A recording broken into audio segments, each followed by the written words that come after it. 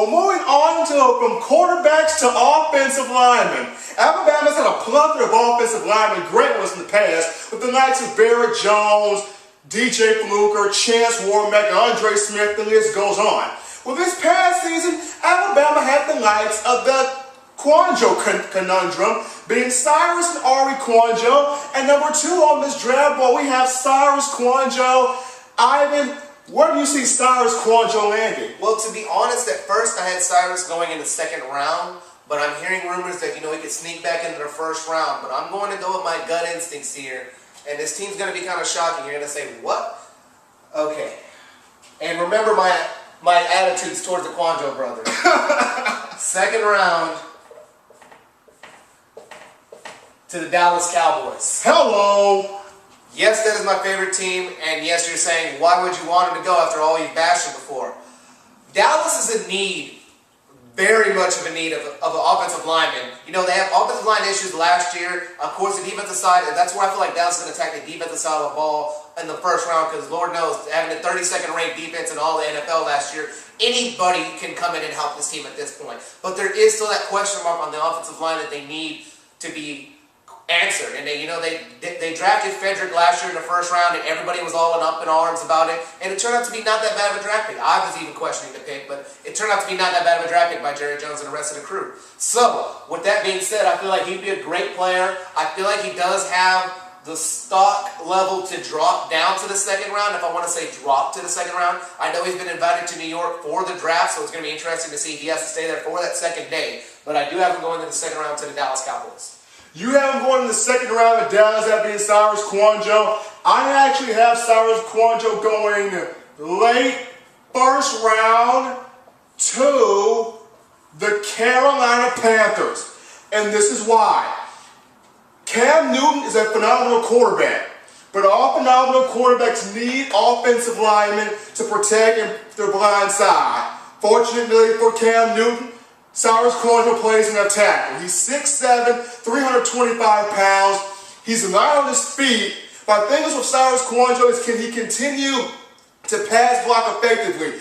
In his tenure with Alabama, he's able to open up holes in the run game, but can he explode off the ball at the point of attack, knock up, shield the defensive lineman away from the quarterback, and really give a quarterback, not a Cam Newton, time in the pocket to throw? I feel like if he can do this, Carolina will trade back into the 1st round late and pick up Cyrus Kouandjio. He's a doable offensive lineman, young guy. The upside and potential is high. The question is with Cyrus, can he be alert, recognize the quarterback's cadence, and just block at the point of attack? Yes. Well, my biggest factor with Kouandjio, I've had multiple factors in him. It's mostly, to keep it simple, the Jadeveon Clowney factor. Can he sustain the level of play that he's capable of for the entire 4 quarters? That's my biggest problem with Kouandjio. I saw it a couple plays this year and the previous season before. He tends to take off plays, and I need to see him do all-out, maxed-out effort every single play. If you can do that for me, you have the talents to be a Pro Bowler. You can be one of the best offensive linemen in the league when you put your mind to it. That's his weakness I see right now. His strength is the exact same thing. If you are playing all 4 plays and giving me your all, you are a monster on the offensive line and nobody can stop you. This is a man that was considered to be a top 5 pick the previous year had he come out in the draft last year. So he's taken a drop down this year. You have him late 1st. I have him going in the 2nd round late or mid-round to Dallas, and you have him going to Carolina. So just the effort factor with Kouandjio is the only factor. If you have the effort out there, it's the old factor. If you put your mind to it, anything you do, you can put your mind to it, you can do it, man. If you have to believe in yourself. So Kouandjio, it's not really believing in yourself, it's just putting in the effort, bud. Put in the effort and we can get the job done. Going a little bit of a Dr. King motivational speech now, Ivan? I'm trying to. I've done a lot of stuff. I've done a lot of stuff to try to help Kouandjio, so this is my last ditch effort. He's taking African American studies, people. He's doing the best that he can. Well, we're moving from Kouandjio to one of the alpha males of the Alabama defense, that being Mr. C.J. Mosley. Alabama's had a lot of phenomenal linebackers in its history, from D'Amico Ryans, Rolando McClain, Dante Hightower, Courtney Upshaw, Nico Johnson. But C.J. Mosley will probably go down in history as one of the best to ever don a crimson and white jersey and helmet. Ivan, What draws you to C.J. Mosley, and where do you see him going in this draft? What draws me to C.J. Mosley is, like you said, he's arguably one of the best linebackers in University of Alabama history, and that's a long list of great linebackers. So what also draws me is the leadership. He was the captain last year at the university. You know, the team didn't end the season off as what they would like to, but you know, they still gave out max effort. That defense still put everything they had out there on the field. So with that being said, he's a hard-nosed player. He gets the job done. He's a blue-collar guy. What team would be best for him? And I'm getting ready right now. I have CJ, of course, going in the first round to the Pittsburgh Steelers. I have him going to the Pittsburgh Steelers. He's going to the ketchup bottle, ladies and gentlemen. For that exact reason. Like I said, a blue-collar guy, hard-working, gets the job done and doesn't say much. That's Pittsburgh Steelers football epitomized right there. The city of Pittsburgh and the Pittsburgh Steelers organization have already said they believe C.J. Mosley does have the talent to be a legend in the NFL. So that already shows me they've fallen in love with him. He does fit their scheme and their mold perfectly for what a Pittsburgh Steelers should be. So I have him going in the first round to the Steelers. Going back to what Ivan was mentioning about C.J. Mosley being that hard-nosed player, C.J. Mosley led the Alabama Crimson Tide in tackles his final 2 seasons. Talking about an instinctive linebacker, can shoot the gap, has that lateral-to-lateral quickness, can play the coverage, can also stuff the run. I have C.J. Mosley also going in the first round, but I actually have him going to the Dallas Cowboys. C.J. Mosley, I have him going to Dallas in the first round. Reason being, Dallas needs defense. I know Jerry Jones loves putting butts in the seats, but in order to put butts in the seats, Jerry, you got to win.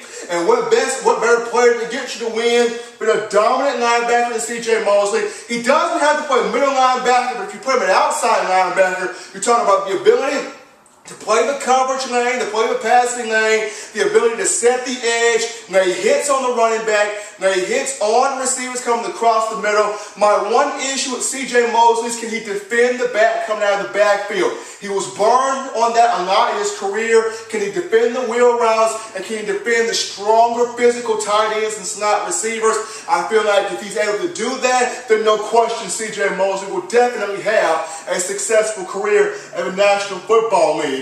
Well, Ivan, we've come now to the man Alabama coin as Hasheem Clinton-Dix, University of Alabama, free safety. Ivan, the man fit the name well, but what do you like about this character, and where do you see Mr. Clinton-Dix in the National Football League? What I like about him is he's a hard-hitting player, but he does everything in the right ways, at the right place, at the right time, at the right exact moment. You need a player like that at all times in the NFL. And in a league that, you know, doesn't have that many marquee safeties as they used to, he's one of those players that come in and change the game, so to speak. So I like and again, he wasn't exactly a team captain, but he was a player that, you know, took the reins back there last year. He was one of the senior leaders that could take the job done, get the job done, metaphorically, get the job done.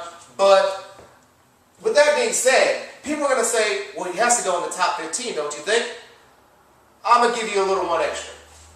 I have him going in the first round. I'm going to go a little bit contrary to what Steven said. I have him going in the first round to Dallas.